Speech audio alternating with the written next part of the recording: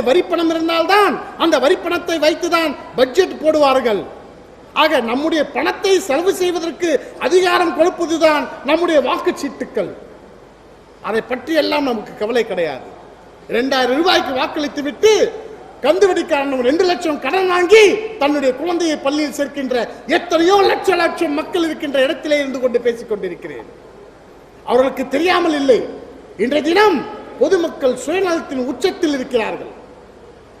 ஆனால் தன்னுடைய வாழ்க்கை உரிமையை இழந்து கொண்டிருக்கிறோம்.